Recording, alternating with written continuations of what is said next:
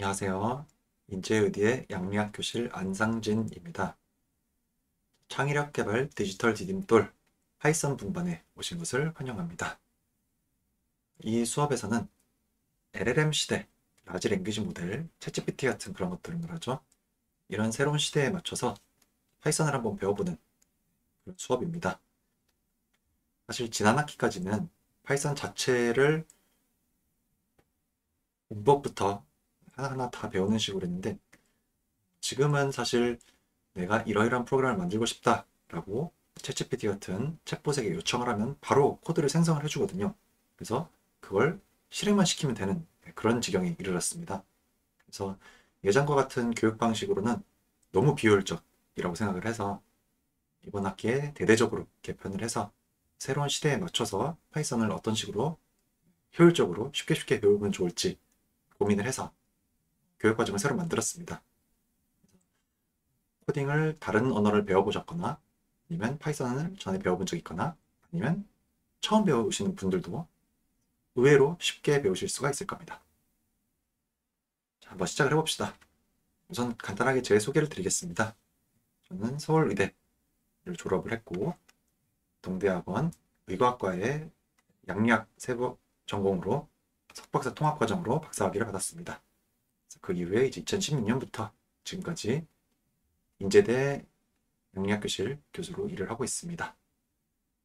제가 주로 연구했던 분야는 학위 과정 중에는 뇌질환 모델, 마우스 모델 가지고 실험을 많이 했고요.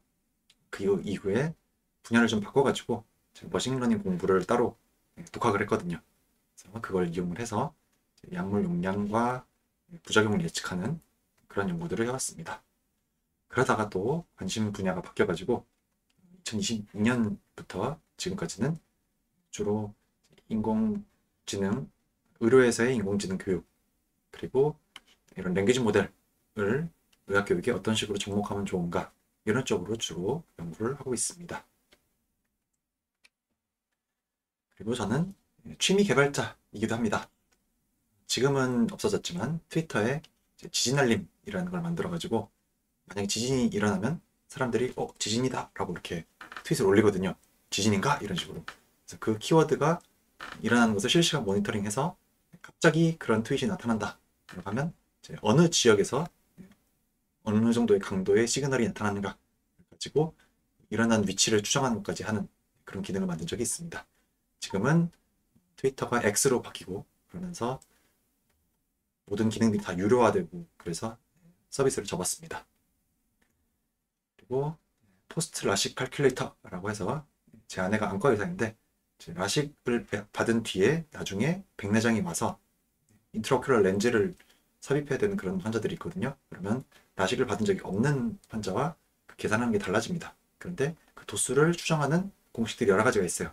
그래서 그 공식들을 여러 가지의 결과를 비교해주는 그런 소프트웨어를 만들어서 편하게 사용할 수 있게 해준 적이 있습니다. 그리고 저는 집에서 IoT 그리고 스마트홈 구축해서 취미 개발자의 영역을 지금 확대를 하고 있는 거죠. 예를 들어서 기온에 맞춰가지고 난방이 자동으로 돌아가는 시스템 아니면 방에 사람이 없으면 자동으로 불 꺼주고 이런 것들을 자동화를 시켜가지고 활용을 하고 있습니다. 그래서 그런 식으로 회로 만들어가지고 제가 원하는 소프트웨어, 하드웨어 만드는 그런 일들도 하고 있습니다. 그리고 연구를 하면서도 환자 임상 정보를 모아놓은 것을 가지고 약물 처방 용량을 예측하거나 아니면 또 그 처방 용량에 어떤 요인이 얼마나 영향을 미치는가 이런 것들을 분석하는 그런 연구들을 하고 있습니다. 그리고 최근에는 챗GPT 시대 이후에는 LLM, 랭귀지 모델을 어떻게 활용하는가에 대한 강의들을 하고 있습니다. 그래서 혹시 관심 있으시면 말러랩이라는 제 유튜브 채널에 가시면 관련된 강의들이 다 올라와 있습니다. 그래서 이번 학기에 이 강의를 통해서 여러분들께 전달하고 싶은 것은 파이썬이라는 프로그래밍 언어를 배우고 그리고 챗GPT 같은 대형 언어 모델 챗봇이 발전하는 환경, 새로운 환경에서 이것을 적극적으로 챗GPT와 파이썬을 조합해서 활용하는 방법을 익히는 것을 목표로 하겠습니다. 자, 여러분들이 이제 의대생이 됐다고 설레는 마음으로 들어왔는데 왜 갑자기 코딩을 배워야 되지? 좀 의아할 수도 있습니다. 그래서 한번 제가 여러분들을 설득을 해보겠습니다. 코딩을 왜 배워야 하는가? 코딩을 배우면 프로그램의 구동 원리를 배우게 됩니다. 그래서 화면에 이런 것들이 나오는데 이게 뒤에서는 어떤 식으로 돌아가고 있구나, 이런 것들이 좀 감을 오게 됩니다. 그래서 처음 보는 프로그램도 쉽게 활용할 수 있게 됩니다. 그러면 이렇게 만들었을 것 같은데 하고 눌러보면 그렇게 작동하고, 이런 것들 감이 오거든요. 그리고 특히 뭔가 에러가 발생했어요. 그래서 보통 에러가 발생하면 에이 왜 안 돼? 다시 해보고 에이 안 해? 이러고 맞는데, 그게 아니고 그 오류 문구들을 자세히 살펴본다거나 내가 이걸 눌렀더니 이렇게 돼서 그럼 여기서 이런 오류가 났겠구나, 이런 식으로 추정을 할 수가 있게 됩니다. 그래서 컴퓨터 쓰는 것 자체가 훨씬 용이해집니다. 그리고 이제 우리가 나중에 의사가 됐을 때 의료 환경에 코딩 관련해서, 프로그램 관련해서 미충족 수요, unmet needs, 내가 필요는 하지만 그게 구현이 안 되어 있는 그런 기능이 굉장히 많습니다. 그 많은 이유가 그 특정한 수요가 굉장히 적거든요. 그런 종류의 환자를 보는 대한민국에 있는 의사, 전국에 몇 명이나 될까요? 몇 명 없겠죠. 그래서 이런 기능이 있으면 정말 편할 텐데 싶어도 아무도 만들어주지 않습니다. 물론 돈을 많이 들여가지고 프로그래머를 고용해서 만들 수도 있겠죠. 그런데 그게 쉽지도 않습니다. 일단 값이 비싸기도 하고, 내가 이 환경에서 이렇게 해서 이걸 만들고 싶어요 라고 설명은 하지만 그 의료 환경, 환자를 진료하거나 아니면 치료를 하는, 시술을 하는 그 환경을 코더가 이해하기 힘들거든요. 그래서 예를 들어서 제 아내가 시력검사 소프트웨어에서 화면 특정 영역을 캡처해서 거기에 있는 데이터를 엑셀로 저장하고 그거를 시간축에 맞춰서 그래프를 그려주는 기능이 있으면 좋겠어 라고 말을 했는데 아무도 안 만들어줍니다. 저는 남편이니까 만들어주긴 하는데, 아무튼 그래서 그런 게 정말 내가 꼭 있으면 좋겠는 기능이 있는데 그걸 누군가 기다린다고 만들어주지 않아요. 결국 내가 직접 만들어 써야 합니다. 또 이미 나온 프로그램이 있는데 그거를 요것만 수정하면 굉장히 편한데, 그런 경우들이 종종 있습니다. 그때 수정해서 쓸 수가 있습니다.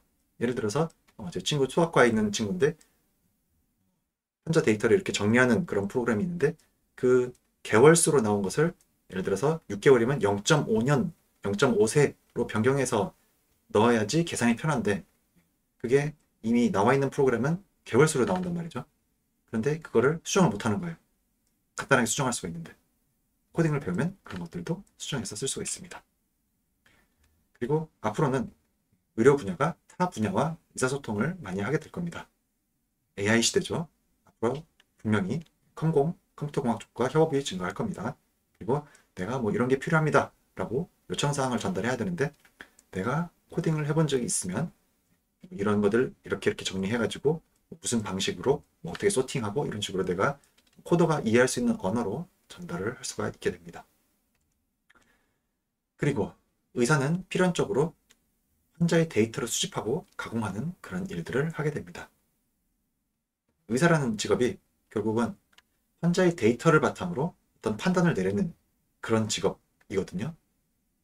그리고 수련 과정, 나중에 이제 전문의 되기 위해서 수련하는 과정, 레지던트하고 그때 필수로 연구를 수행하게 되어 있습니다.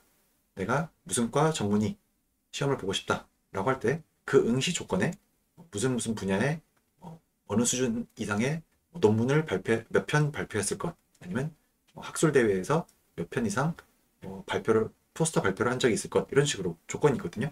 그래서 필수로 연구 수행을 해야 됩니다. 그러면 의학에서의 연구 수행은 무엇인가? 결국은 데이터의 가공 및 분석입니다. 환자의 데이터 가공 및 분석. 그때 내가 이렇게 분석하고 이렇게 가공하면 좋은데 싶을 때 코딩을 이용하면 확실히 편해집니다. 그리고 남을 시킬 필요 없이 내가 직접 할 수 있으면 바로바로 할 수 있으니까 좋겠죠. 그래서 여러분들은 코딩을 배워야 한다고 생각을 합니다. 자, 우리가 배울 코딩 언어는, 프로그래밍 언어는 파이썬입니다. 이 언어는 1991년에 개발이 됐어요. 네덜란드 프로그래머 귀도 반 로슴, 지금도 살아계세요. 68세인가 그 정도 되셨을 거예요. 그래서 1989년에 크리스마스에 눈이 너무 많이 와서 외출을 못 해가지고 그러면 코딩 언어 하나 만들어 볼까 해서 시작된 프로젝트라고 합니다. 그래서 91년도에 완성을 하셨고, 그래서 파이썬이라는 게 그 미국 사막에 사는 어떤 다이아몬드 스네이크 뭐 독사의 이름이라고 하는데, 그 이름의 유래가 아니고 몬티 파이썬스 플라잉 서커스라는 이 귀도반 로숨 이분이 좋아하던 TV 쇼가 있대요. 그래서 거기서 이름을 따왔다고 합니다. 언어를 만들 때 애초에 철학이 읽기 쉽고 작성하기 쉬운 이 두 가지 조건을 걸고 분이 만들었다고 합니다. 그래서 지금 나와 있는 언어들 중에서 가장 쉬운 편에 속합니다. 배우기가 편합니다. 특징은 하이 레벨 프로그래밍 랭귀지라고 해서 인간이 쓰는 자연 언어가 있고 기계가 이해할 수 있는 기계 언어가 있다고 할 때, 사람이 쓰는 언어 쪽에 가까울수록 하이 레벨, 기계어에 가까울수록 로우 레벨이거든요. 그래서 파이썬 같은 경우에는 이쪽에 가까운 그런 언어입니다. 그래서 코드를 모르는 분이 이렇게 쓱 읽어봐도 뭐 if, then 뭐 이런 식으로 뭔가 대충은 이해가 됩니다. 그리고 general purpose, 어디에든 사용할 수 있도록, 그래서 의외의 곳에 여기도 파이썬이 쓰였네 싶은 곳에 다 쓰이고 있습니다. 그리고 또 특징이 interpreted language라고 해서 컴파일 할 필요 없이 바로바로 실행시키면 됩니다. 컴파일을 시켜가지고 실행하는 것도 가능하긴 해요. 하지만 이제 컴파일을 하지 않고 실행하면서 컴파일이 일어나기 때문에 코드를 내가 조금씩 고쳐가지고 따로 컴파일 과정을 거칠 필요 없이 조금씩 고쳐서 실행하기 굉장히 편하게 되어 있습니다. 그리고 또 특징이 다이내믹 타이핑이라고 해서 변수 타입을 지정할 필요가 없어요. 그냥 A라는 변수를 사용하겠다 라고 하면 그냥 바로 사용을 하면 됩니다. 이 A라는 변수에 뭐 제약 조건을 지정한다거나 이런 필요 없이 그냥 바로바로 사용하면 됩니다. 그래서 초보자들이 배우기 굉장히 편한 언어입니다. 그만큼 또 오류가 발생한 여지가 있긴 한데 우리가 그렇게 복잡한 프로그램을 만들어서 쓸 사람들은 아니니까요. 그리고 오픈소스이고 공짜입니다. 그런 만큼 라이브러리 같은 것도 굉장히 많이 나와 있어요. 이런 기능하는 라이브러리 있을까 싶어서 검색을 해보면 웬만한 건 다 나와 있습니다. 그래서 내가 직접 만들었어야 하는 경우는 별로 없어요. 잘 가져다 쓰면 됩니다. 그리고 또 특징이 프로시저럴, 한 줄 한 줄 차근차근 실행하는 방식, 또는 OOP 스타일로, 오브젝트 오리엔티드 스타일로 코딩하는 것 모두 다 지원이 됩니다. 그래서 자기 스타일에 맞게 코딩을 하면 됩니다. 그리고 특히 이 언어 파이썬이 배우기가 쉽고 AI 분야에서 많이 사용이 됩니다. 그리고 챗GPT 유료 버전 플러스 같은 경우에는 파이썬 코드를 자기가 스스로 실행해가지고 그 결과를 출력하는 것이 가능해요. 그래서 챗GPT한테 이러이러한 코드를 작성해서 이런 작업을 수행해줘 라고 유료 버전에서 요청을 했을 때 그거를 자기가 스스로 파이썬 코드를 작성해서 수행하고 그 결과를 알려주게 됩니다.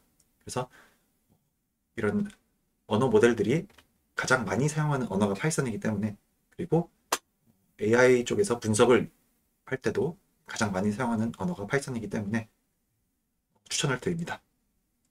참고로 자바 있죠. 보통 자바는 좀 오래된 거고 파이썬은 가장 최신 거다라고 생각을 하는 경우가 있는데 거꾸로입니다. 자바는 95년에 나왔고 파이썬은 91년에 나왔습니다. 그래서 더 오래된 그런 언어입니다. 의외로.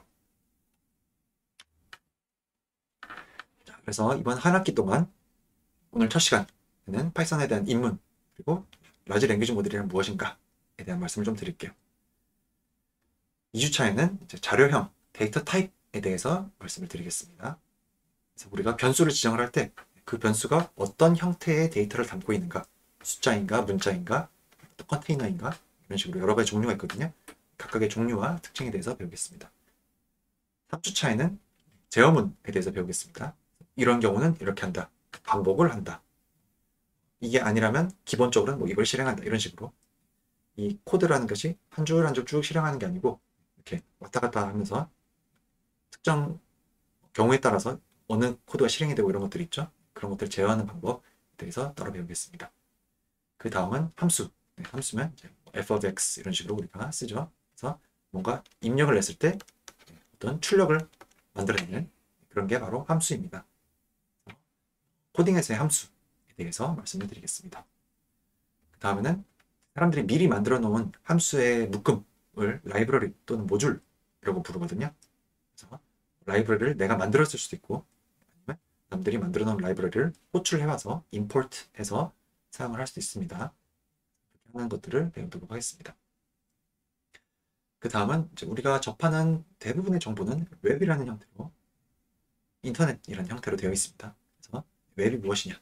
HTML 문법은 뭐냐? 그러면 이 HTML 문법을 알아야 거기서 내가 혹시 뭐 필요로 하는 데이터가 있으면 그거를 추출해와서 또 파이썬 코드를 이용해서 다루고 이런 것들을 할 수가 있거든요.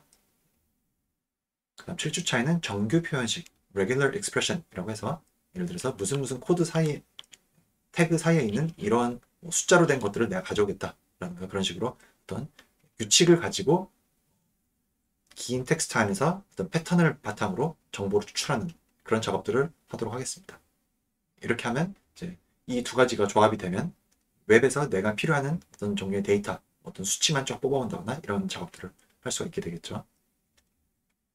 그 다음으로는 이제 파일 다루기, 파일을 저장하고 열고 수정하고 이런 것들을 하도록 하겠습니다. 그래서 앞에서 이렇게 했던 작업들을 어떤 파일로 저장하고 아니면 그걸 또 불러들여가지고 또 어떤 수정을 거친 다음에 다시 저장하고 이런 작업들을 할 수 있는 방법들을 배우도록 하겠습니다.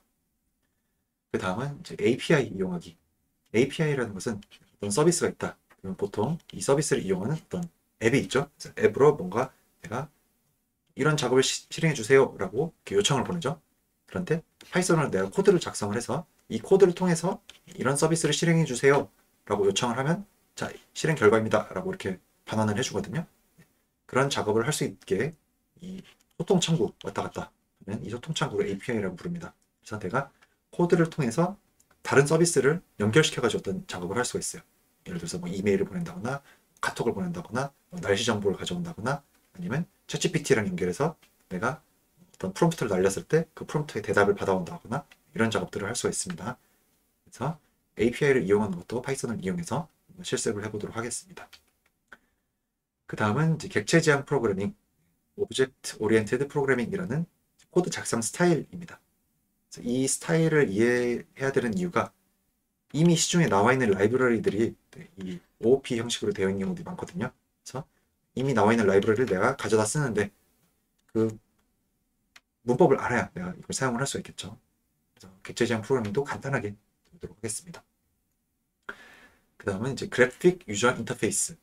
옛날에는 이 컴퓨터 화면에 텍스트밖에 안 나왔어요. 그래서 내가 타이핑해서 어떤 명령을 내리고 그러면 그 결과가 문자로 나오고 이런 식이었는데 지금은 이제 어떤 박스가 있어서 그 박스를 클릭하면 뒷단에서 어떤 동작이 수행이 되고 이런 식으로 되죠.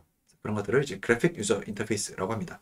만약에 내가 이런 화면에다가 여기다가 이런 버튼을 달고 여기다가 무슨 텍스트를 입력하고 그다음에 여기다가는 이렇게 왔다 갔다 하는 뭐 슬라이드를 만들어서 이렇게 왔다 갔다 하면 뭐가 바뀌고 이런 것들을 만들고 싶을 수가 있죠. 그래서 그런 내가 원하는 그래픽 유저 인터페이스의 소프트웨어를 만들 때 사용할 수 있는 라이브러리를 이용해서 한번 실습을 해보도록 하겠습니다. 의외로 쓸만한 내가 원하는 기능을 만들 수가 있을 거예요. 그 다음은 이제 이미지 다루기. 이미지 파일을 로딩해서 그것들을 어떤 식으로 수정하고 또 그 결과를 또 다시 저장하고 이런 식으로 작업을 할 수 있는 것들을 배우겠습니다. 예를 들어서 내가 가지고 있는 사진들을 쭉 불러들여 가지고 거기서 날짜 정보를 추출해서 날짜를 워터마크로 뭐 박는다거나 뭐 이런 것도 가능합니다. 그 다음은 이제 데이터 분석에 대한 것들을 간단하게 한번 실습을 해보도록 하겠습니다. 어떤 엑셀 파일을 읽어드려서 뭐 통계 분석을 한 다음에 그래프도 그리고 그리고 다시 결과를 정리해서 저장하고 이런 것들을 한번 해볼게요. 그리고 이제 마지막으로 이제 랭귀지 지금까지 배웠던 것들을 다 통합을 해서 LLM, 챗GPT 같은 것들을 이용해서 코딩을 어떤 식으로 할 수 있는가에 대해서 사례들도 좀 보여드리고 그렇게 하면서 마무리 짓도록 하겠습니다. 그리고 마지막 15주 차에는 기말고사를 보고 이렇게 마칠게요. 중간고사는 없습니다. 그래서 자, 다음으로는 라지 랭귀지 모델에 대한 말씀을 좀 드리도록 할게요. 챗GPT라는 것이 어떻게 동작을 하는가. 그래서 랭귀지 모델의 기본은 확률 모델입니다. 랭귀지 모델이라는 것은 어떤 인풋을 주면 어떤 확률을 계산해주는 그 기능 한 가지만 가지고 있습니다. 좀 이해하기 어렵죠? 예시를 하나 들어볼게요. The most important department in medicine is 여기까지 문장이 주어졌어요. 그러면 이 다음에 무슨 단어가 올까요? 라고 물으면 뭔가 디파트먼트 이름이 올 것 같죠. 그래서 예를 들어서 뉴로로지가 올 확률은 18%, 온콜로지는 11%, 카디올로지도 11%, 헤마톨로지 9% 이런 식으로, 네프롤로지 몇 프로, 파르마콜로지 몇 프로 이런 식으로 확률을 계산을 해줍니다. 그러면 예를 들어서 파르마콜로지가 올 확률이 제일 높네? 그럼 여기서 딱 넣어가지고 문장을 완성을 시킬 수가 있겠죠. 그래서 랭귀지 모델의 가장 기본 원리는 probability of the next word. 쭉 어떤 문장을 줬을 때 그 다음으로 올 무슨 단어가 몇 퍼센트 확률로 올 수 있는가를 계산해 줄 수 있는 확률 모델입니다. 근데 이제 word 단위로 보통 계산을 안 하고 probability 이런 식으로 단어를 좀 이렇게 좀 더 잘게 쪼개가지고 토큰이라는 단위로 토커나이징을 시켜서 계산을 하거든요. 챗GPT의 원조격인 GPT-3라는 오픈AI라는 회사에서 만든 모델이 있습니다. GPT-3가 뭐의 약자냐면 Generative, 전에 없던 문장을 생성을 할 수가 있어요. Pre-trained, 이미 트레이닝이 다 끝나 있고 우리가 어떤 문장을 던지면 그 다음으로 올 단어의 확률을 계산해 줄 수 있는 걸 바로바로 계산만 해서 결과를 알려줍니다. 트레이닝이 이미 다 끝나 있는 거예요. 트랜스포머라는 뉴럴 네트워크의 일종인 머신러닝 아키텍처라고 보시면 됩니다. 이전까지는 쭉 단어들이 있는 긴 문장이 있다. 그러면 여기에는 무슨 단어가 좋을까요? 라는 걸 계산을 할 때 어떻게 했냐면 여기에 있는 정보를 어떤 숫자의 조합으로 이제 환산을 시킵니다. 그런 다음 얘랑 그 정보를 합쳐요. 그런 다음 얘랑 또 정보를 합쳐요. 이렇게 쭉쭉쭉 합쳐가지고 쭉쭉쭉 합쳐서 자 이렇게 해서 지금까지 모인 정보를 어떤 숫자로 변환을 시켰어요. 그러면 이걸 바탕으로 그 다음으로 올 단어가 뭔지 계산하는 보통 리커런트 뉴럴 네트워크 이런 것들을 사용을 했거든요. 근데 요즘은 어떻게 하냐면 이 단어를 예측하는데 얘는 중요하고 이거 나머지는 크게 중요하지 않다. 그러면 거기다가 비중을 얼마를 둘지를 계산을 해서 여긴 비중 많이 두고 여기도 많이 두고 이건 조금 두고 이런 식으로 그렇게 해서 정보를 조합을 해서 계산을 하는 그런 식으로 바뀌었습니다. 예전에는 이런 식으로 리커런트 뉴럴 네트워크를 사용하던 시절에는 그 앞쪽에 있는 정보가 이렇게 전달이 일방적으로 되면서 희석이 됐거든요. 그래서 문장이 길어지면 그 전반적인 내용에 맞춰서 다음 단어를 예측을 잘 못했습니다. 예를 들어서 여기 앞에 남자 이름이 맞는데 여기다가 갑자기 she라고 예측을 한다거나 이런 식으로 됐어요.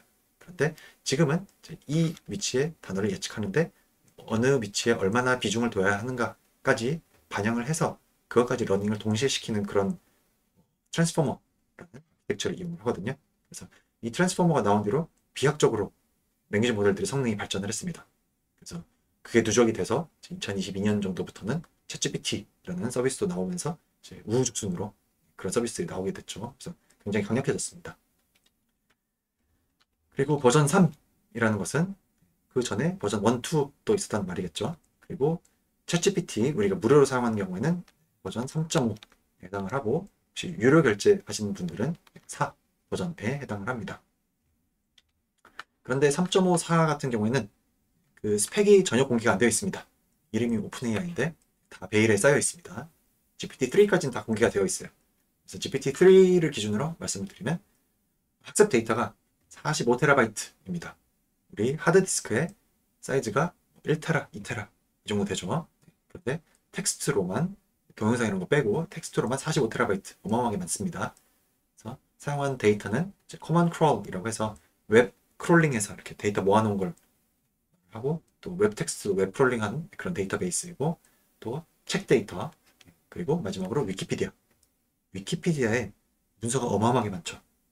그 문서를 전부 다 합친 게 전체 데이터의 3%밖에 안 됩니다. 그것보다 훨씬 많은 30몇 배 많은 그런 데이터를 가지고 학습을 시켰습니다. 그럼 이런 라지 랭귀지 모델을 어떻게 학습시키는가? 학습을 시킬 때 self-supervised learning입니다. 이런 방식을 사용을 해요. supervised learning은 뭐냐면 예를 들어서 이런 엑스레이 사진이 있다. 이거는 뉴모니아다. 이런 엑스레이가 있는데 이거는 노멀이다. 이런 식으로 데이터를 많은 엑스레이를 주고 이거에 대해서 노멀인지 뉴모니아인지 많이 데이터를 주면 자, 처음 보는 엑스레이를 주고 그럼 이거는 뉴모니아일까 노멀일까 하고 물어볼 수 있겠죠. 이런 식으로 학습을 하는 게 슈퍼바이즈드 러닝입니다. 다시 말해서 이 데이터는 뭐다 라고 레이블을 달아놓는 것이 슈퍼바이즈드 러닝입니다. 그런데 지금 말하는 건 셀프 슈퍼바이즈드 러닝이죠. 다시 말해서 레이블을 스스로 찾는다는 그런 말입니다. 이게 뭐냐면 다음 모델 한번 봅시다. 예문을 한번 볼게요. Medicine promotes health and treats illnesses. 이런 문장이 있습니다. 그러면 이걸 가지고 어떻게 학습을 하느냐? 이렇게 학습을 합니다. Medicine 다음에는 promotes가 들어온다. Medicine promotes 다음에는 health가 들어온다. Medicine promotes health 다음에는 and가 들어온다. 이런 식으로 학습을 하는 거예요. 다시 말해서 이렇게 생긴 거에는 정답이 이미 그 문장 안에 들어있죠. 따로 이거의 정답은 뭐다 라고 알려줄 필요 없이 그냥 많은 텍스트를 가지고 그걸 다 주고 다음 레이블을 스스로 찾아서 학습하도록 만들면 됩니다. 이런 작업을 이 데이터를 가지고 어마어마한 양의 텍스트를 주고 이거 다음에는 이거야, 이거 다음에는 이거야 라는 식으로 학습을 많이 시키는 거죠. 그래서 프리트레이닝을 시킬 때 30 며칠 동안 엄청난 서버를 돌려가지고 학습을 시켰습니다. 비용도 어마어마하게 많이 발생을 했고 그렇게 이제 학습이 끝나고 나면 그러면 메디슨 이라는 걸 주고 그 다음 자리에 올 수 있는 단어는 뭐야? 라고 물어볼 수가 있겠죠. 그러면 자기가 지금까지 학습한 이 데이터 내에서 패턴을 자기가 학습을 했기 때문에 이거 다음에는 몇 퍼센트 확률로 무슨 단어가 옵니다. 그래? 그럼 예를 들어서 promotes가 가장 높은 확률로 온다. 라고 하면 여기다가 promotes라고 넣어요. 그러면 medicine promotes가 만들어졌죠. 그 다음엔 뭐가 올까? 또 물어봐요. 그랬더니 health가 들어옵니다. 그러면 또 medicine promotes health 다음에는 뭐가 올까? 계산을 해보니까 and가 제일 많이 높을 확률로 들어올 수가 있어요. 또 집어넣고 이런 식으로 기차 선로를 계속 이어나가듯이 쭉쭉쭉 이어붙이면 문장이 완성이 되겠죠. 그런 식으로 다음 단어로 어떤 단어가 몇 퍼센트 확률로 올 수 있는가 라는 것을 학습을 시켜 놓으면 자동 완성 기능처럼 아주 고급 자동 완성 기능처럼 이용을 할 수가 있게 됩니다. 그러면 고급 자동 완성 기능인데 이걸 가지고 뭘 할 수가 있지? 싶을 수가 있죠. 자, 다음으로 이 파란색 글씨는 이용자가 입력한 인풋입니다. 검정색은 프로그래머가 지정을 해놓은 그 앞뒤에 이렇게 이어붙이는 그런 텍스트를 말을 해요. 그래서 검정색, 파란색을 합쳐가지고 프롬프트라고 부릅니다. 프롬프트가 어떤 시작이라는 걸 말하죠. 프롬프트를 주면 그 다음에 뭔가 이어붙이는데 그 다음으로 무슨 단어가 어떻게 오면 좋을지를 예측한 결과가 빨간색으로 이제 표시가 될 겁니다.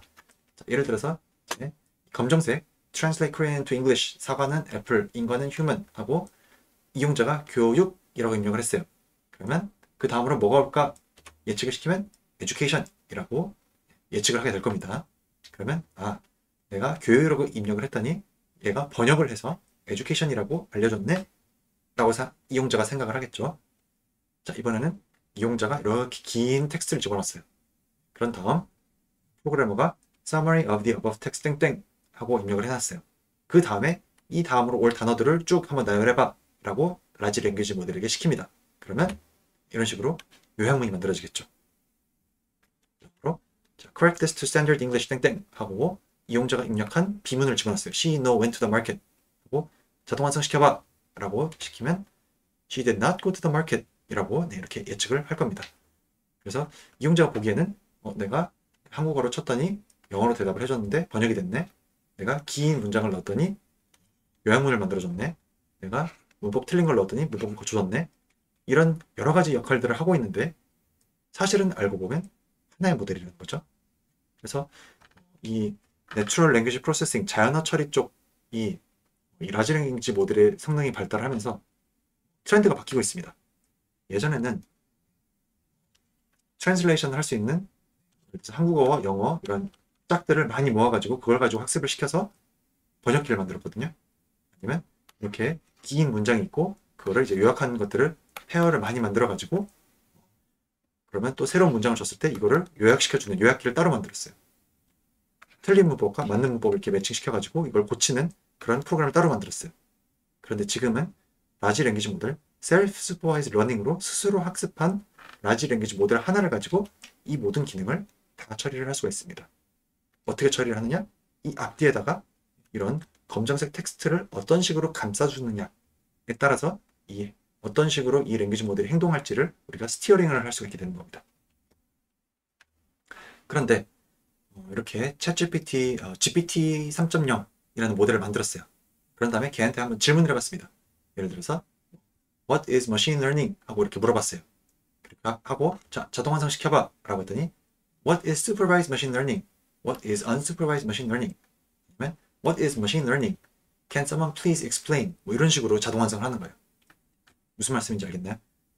사람이 챗봇에게 뭔가 질문을 할 때는 그 질문에 대한 대답 형태를 원하거나 아니면 뭔가 유용한 정보를 원하는데 그냥 단순히 많은 텍스트를 주고 거기서 어떤 패턴을 바탕으로 다음 단어를 예측을 해봐를 시켰더니 우리가 원하는 방향으로 예측을 못하는 거예요. 그래서 그러면 챗 GPT처럼 어떤 챗봇을 만들고 싶은데 그러기 위해서는 약간의 보정 작업이 필요하겠구나 라고 해서 그 보정 작업을 Reinforcement Learning from Human Feedback RLHF라는 방식으로 수행을 하게 됩니다. 이걸 어떻게 한 거냐면 프롬프트를 하나 줍니다. Explain Reinforcement Learning to a 6-year-old. 그런 다음에 이거에 대한 좋은 답을 레이블러에게 시켜서 작성을 시킵니다. 그런 다음 어떤 학습을 시키냐면 이러한 프롬프트에는 이러한 답이 좋은 답이야. 그러면 예를 들어서 이런 프롬프트에 대해서 그 다음으로 올 단어들을 이렇게 쭉쭉 예측을 하죠. 그때 이 다음으로 올 단어를 계산을 할 때 확률 계산에 약간의 보정치를 줍니다. 앞에서 이렇게 막대 그래프 쭉 나왔던 거 있죠. 그 막대 그래프에다가 이런 경우는 이렇게 약간 높이고 낮추고 이런 식으로 약간의 보정 작업을 거쳐서 이 답을 생성을 할 때 유용한 답이 만들어지도록 그 다음 단어가 예측하는 스타일이 바뀌도록 이런 보정 작업을 만들어줍니다. 그 보정 모델이 Supervised Fine Tuning 모델이라는 모델입니다. 그런데 이 작업을 생각을 해보시면 어떤 프롬프트 하나에 대해서 좋은 문장을 레이블러가 열심히 작업을 해야 됩니다. 이게 보통 일이 아닙니다. 그래서 이 작업을 많이 시키기가 어려워요. 그래서 어떻게 했냐면 이렇게 프롬프트를 줍니다. 그런 다음 그 프롬프트에 대한 대답을 생성을 시켜요. 대답을 여러 가지 생성시킵니다. 이게 가능한 이유는 그 다음으로 올 단어를 예측을 할 때 가장 확률이 높은 단어를 무조건 넣는 게 아니고 두 번째, 세 번째, 네 번째 확률이 좀 더 낮은 것들도 가져와가지고 중간중간에 섞어 넣는 거예요. 그러면 지금까지 앞에 나왔던 문장의 패턴이 조금씩 달라지겠죠. 그러면 그 다음 단어를 또 예측하는 게 조금씩 계속 달라집니다. 그러면서 다양한 종류의 답변이 만들어집니다. 그렇게 ABCD 답을 예를 들어서 만들었어요.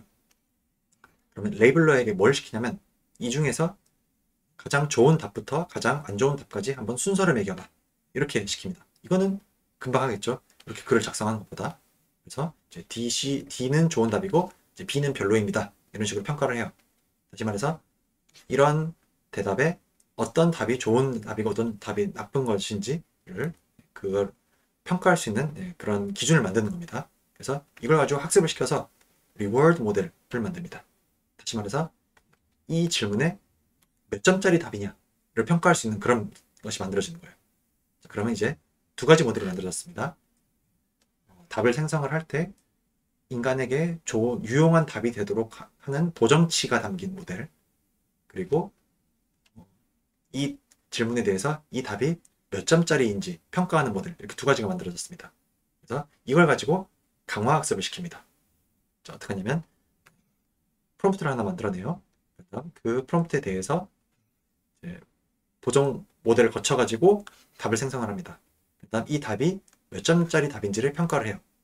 그 다음 이 결과를 다시 피드백을 주고 이 보정 모델의 이런 웨이트 값들을 랜덤하게 조금 바꿔봐요.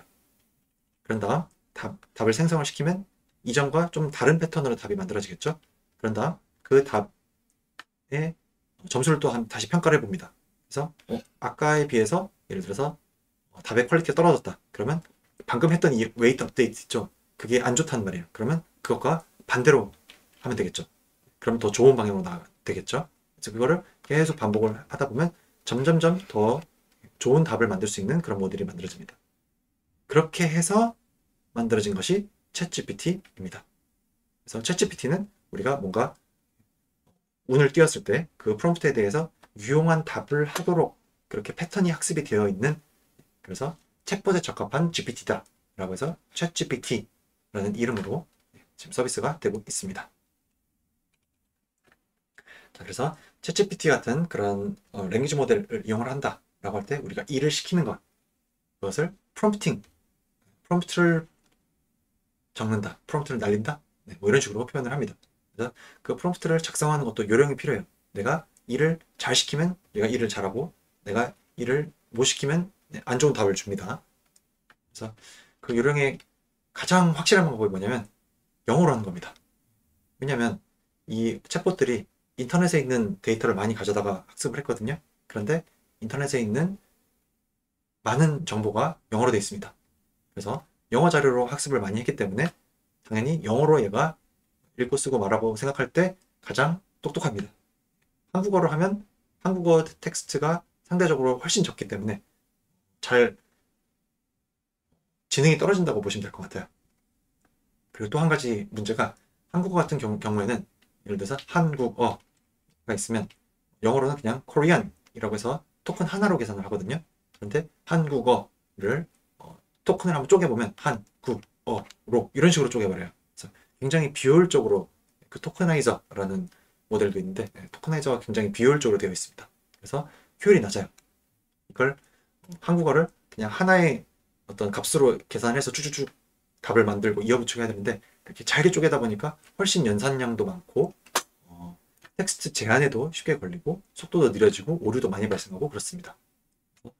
가능하다면 영어로 작업을 하는 것이 훨씬 더 퀄리티가 좋은 작업 결과물을 얻을 수가 있습니다. 그리고 그렇게 해서 영어로 작업을 하고 마지막에 한국어로 번역만 하는 그런 식으로 작업을 하시는 것이 좋습니다. 그리고 어떤 작업을 할 때 최종 결과를 바로 생성하지 않고 중간 과정들을 거쳐서 하는 것이 좋습니다. 자, 예를 들어서 어떤 큰 자료가 있습니다. 자, 이걸 가지고 무슨 보고서를 작성해줘 라는 일을 수행한다고 우리 한번 생각을 해볼까요? 그러면 보고서를 작성해줘 라고 한 번에 시켜도 되긴 합니다. 어떻게든 합니다.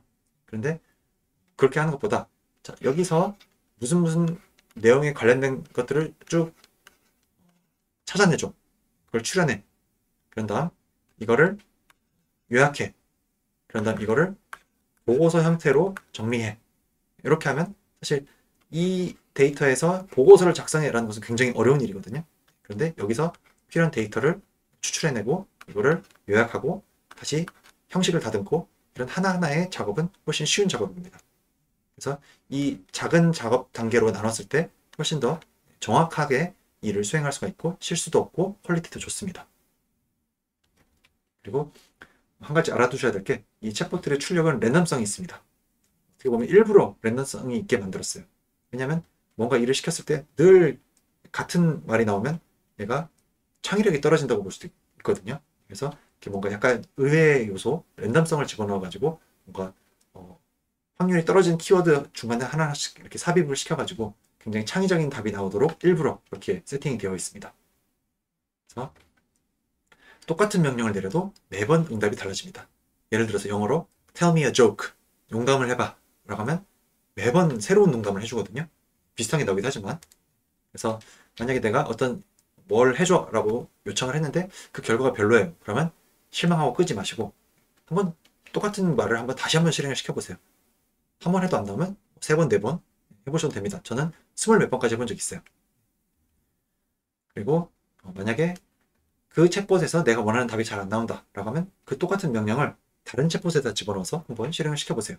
그러면 또 의외로 응답이 달라질 수도 있습니다. 그래서 그 여러 가지 챗봇들이 있는데 그 챗봇들마다 약간 특징이 있거든요.